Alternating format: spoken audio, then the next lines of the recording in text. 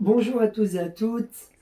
Alors aujourd'hui, je voudrais vous parler de la signification de la fête de Shmini Atzeret ainsi que de celle de Simchat Torah.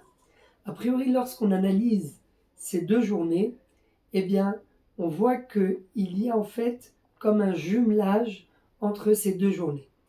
La fête de Shmini Atzeret, comme tout le monde le sait, c'est le 8e jour qui suit la fête de Sukkot.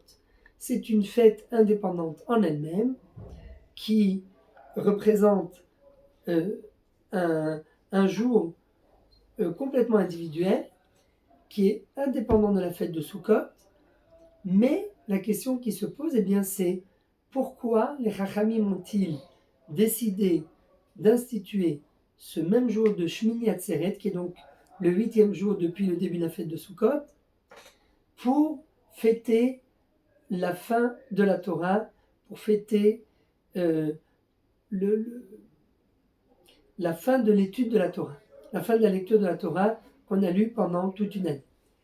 Et pourquoi cette question est importante? Eh bien parce que, a priori, nous avons une généralité qui nous dit En me'arvin simcha besimcha.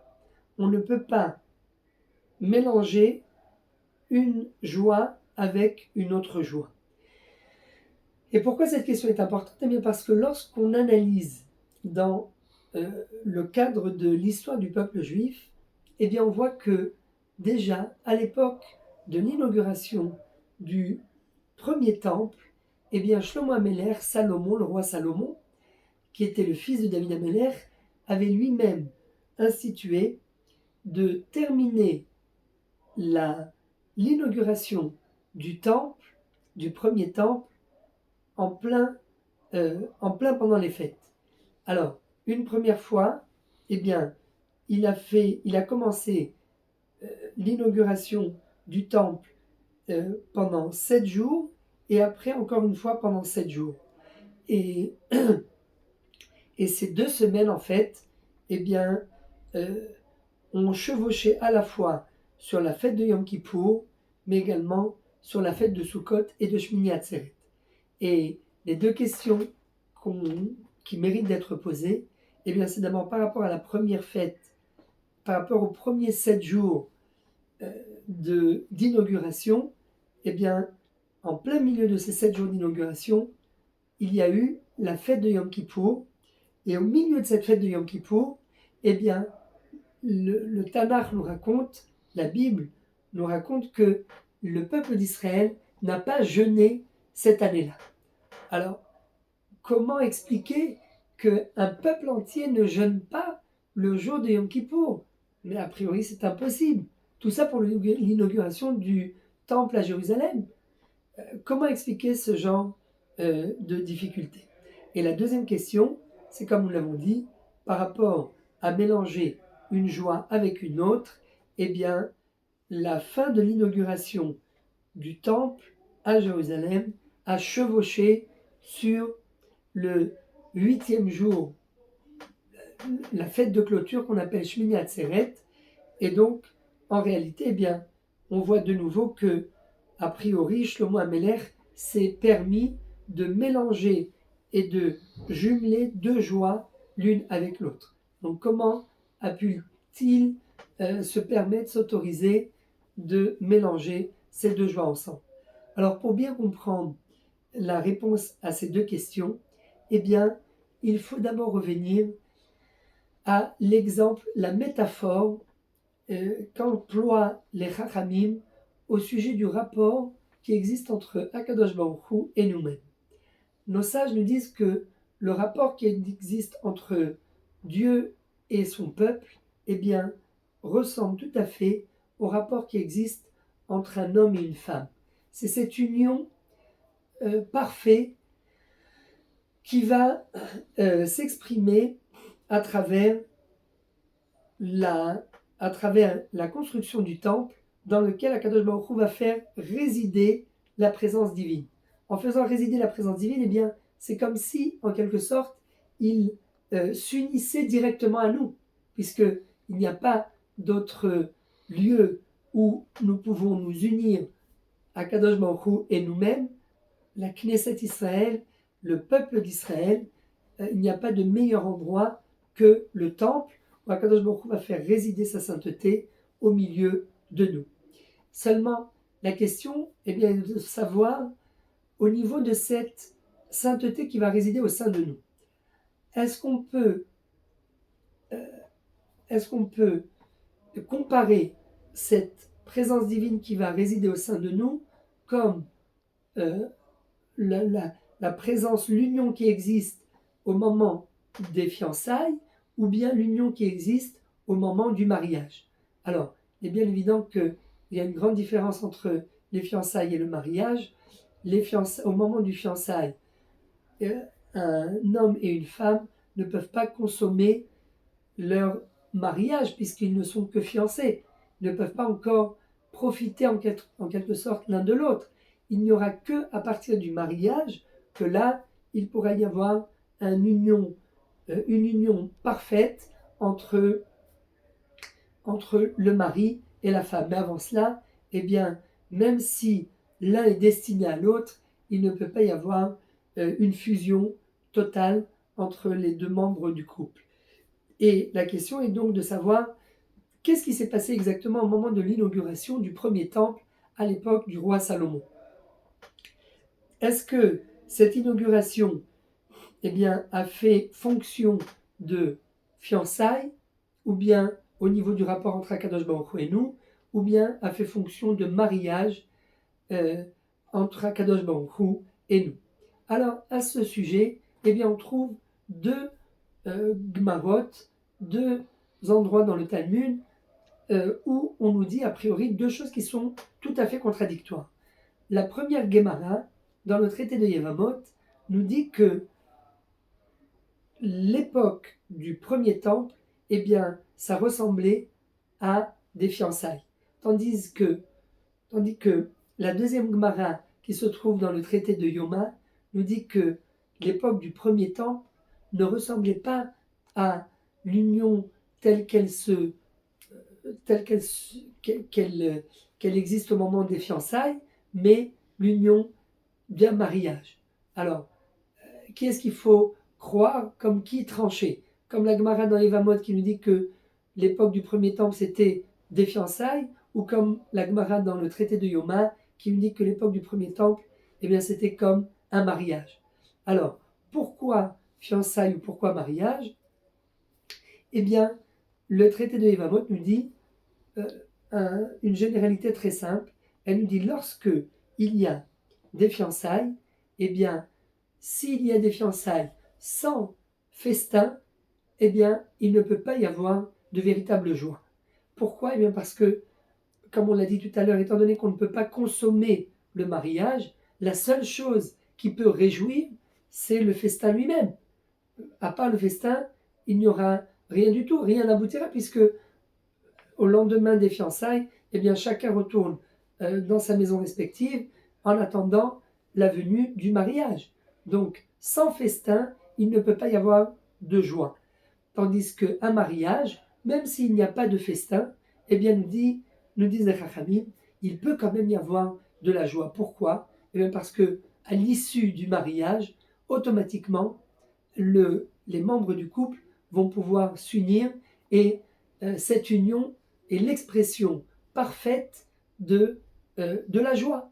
Donc, si on résume, de cette Gemara dans le traité de Yevamot, il ne peut pas y avoir de joie sans festin, sans nourriture.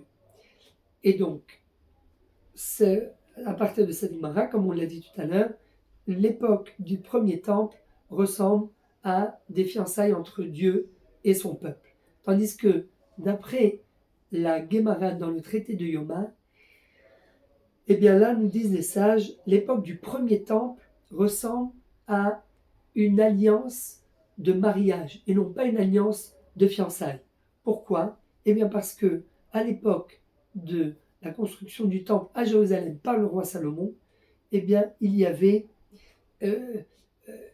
c'est enfin le moment où le temple va être construit de façon constante et il ne va plus être immobile, et il ne va plus être mobile comme il l'était à à l'époque du désert, où ils passaient d'une station à l'autre, les 42 stations durant lesquelles les enfants d'Israël ont voyagé et durant lesquelles ils se sont arrêtés avec le tabernacle. Là maintenant, cette arche sainte va être fixée à un endroit mobile, immobile, va être fixée à un seul endroit et elle ne bougera plus. Alors, donc, nous disent les Chachamim dans le traité de Yoma, durant la traversée des enfants d'Israël dans le désert, eh bien, le sanctuaire, était là pour permettre à la sainteté de résider en lui, et à travers ce sanctuaire, eh bien, le lien qui va se créer entre Dieu et nous est un lien qui ressemble à l'alliance de fiançailles. Tandis que le lien qui va se créer à travers le temple qui va être construit à Jérusalem par le roi Salomon, eh bien lui va être une alliance qui ressemble à l'alliance de mariage. Donc au final, on a bien résumé, il y a une contradiction entre le traité de Yevamot et le traité de Yoma, à savoir est-ce que à l'époque du premier temple, la construction du premier temple et l'apparition de l'Arche Sainte à Jérusalem, qui va permettre de faire résider en son sein la présence divine, eh bien, est-ce que cette alliance qui va se créer entre Dieu et nous ressemble à une alliance de mariage ou à une alliance de fiançailles? Alors nous disent les Chachamim, eh bien c'est très simple. En effet, à l'époque du premier temple, eh bien, il faut faire la distinction entre la présence divine qui va résider et l'apparition de la Torah orale. La présence divine, c'est vrai. À l'époque du premier temple, eh bien, le rapport qui va exister entre Dieu et nous est un rapport magique. D'un seul coup, il va y avoir des miracles, il va y avoir la prophétie, il va y avoir la présence divine qui va résider au sein du temple et elle va être ressentie. Donc c'est en quelque sorte, à quoi ça ressemble? Ça ressemble à une alliance de mariage. Tandis que à l'époque du deuxième temple, eh bien là, il n'y aura plus de prophétie, il n'y aura plus de miracles et il n'y aura même plus de présence divine qui résidera en notre sein. Et donc en quelque sorte, à l'époque du deuxième temple, là, le rapport qui existera entre Dieu et nous est un rapport qui ressemble à l'alliance de fiançailles et non pas l'alliance de mariage. Ça, c'est par rapport à la présence divine qui réside dans le temple. Seulement par rapport à la Torah, eh bien, là, il faut de nouveau distinguer entre le premier temple et le deuxième temple. Le premier temple, eh bien, la Torah n'était pas suffisamment développée.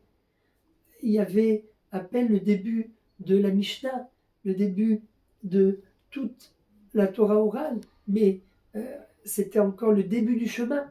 Et donc à cette époque, eh bien, le rapport au niveau, sur le plan de la Torah, entre Dieu et nous, était un rapport pas suffisamment fort.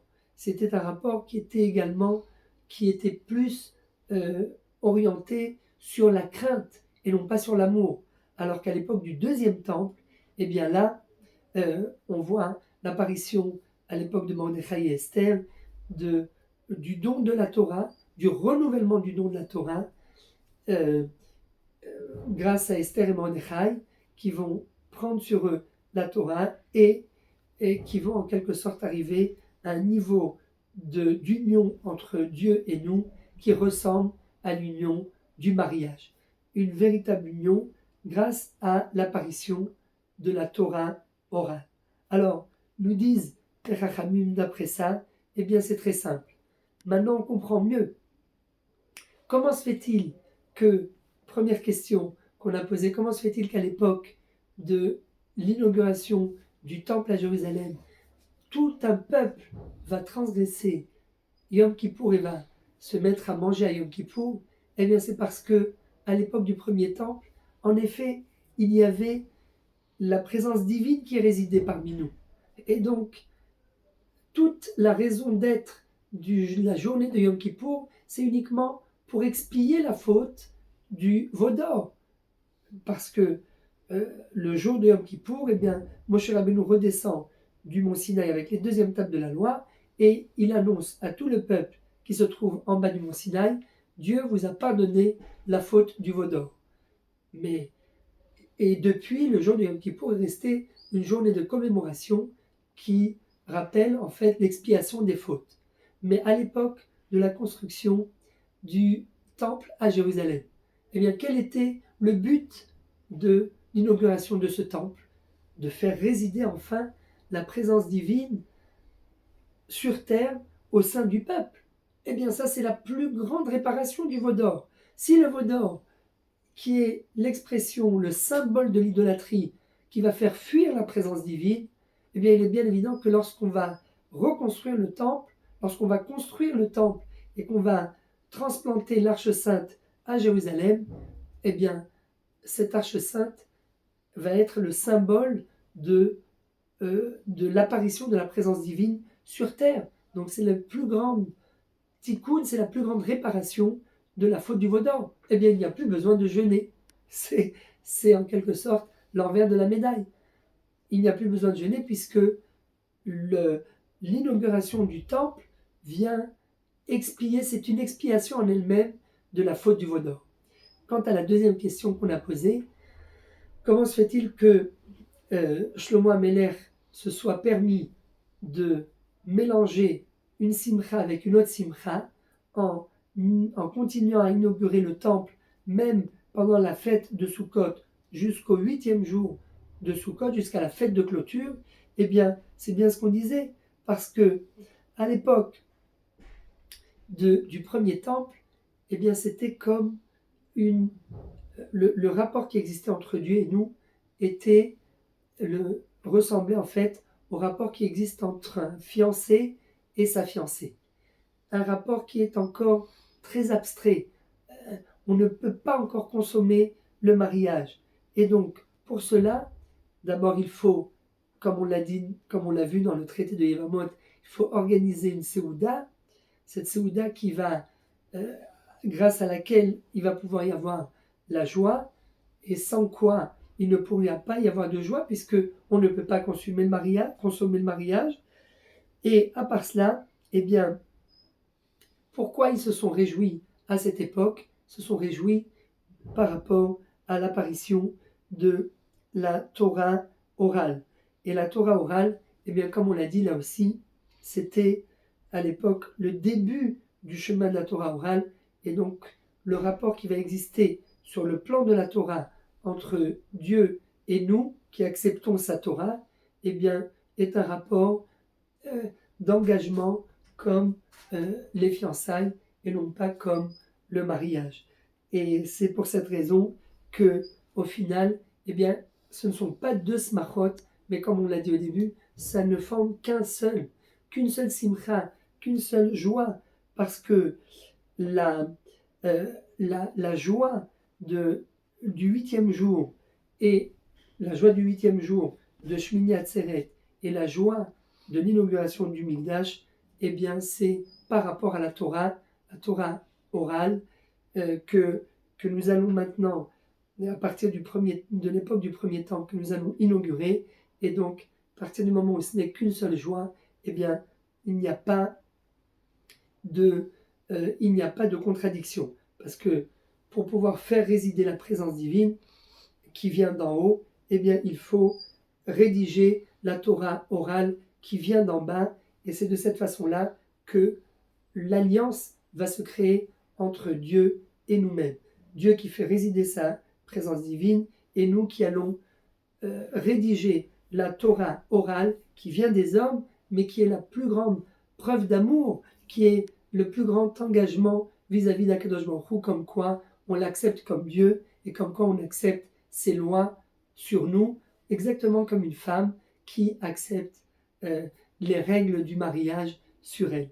Et maintenant, on peut mieux comprendre pourquoi les Chachamim ont institué Dafka le 8e jour de Sukkot pendant la fête de clôture, la fête de Simchat Torah, parce que ce n'est qu'une seule joie, c'est la joie de l'apparition de la Torah orale, c'est la joie de cet engagement entre Dieu et nous, et bien, Hashem, bien que nous puissions, durant cette fête de Simchat Torah, s'engager mutuellement, nous vis-à-vis de Dieu et Dieu vis-à-vis de nous, grâce à cette Torah, cette belle Torah qu'il nous a donnée, en mettant en avant la Torah orale, et que grâce à cela, eh bien, nous puissions mériter la reconstruction du Beth Amikdash avec la présence divine qui résidera parmi nous pour l'éternité.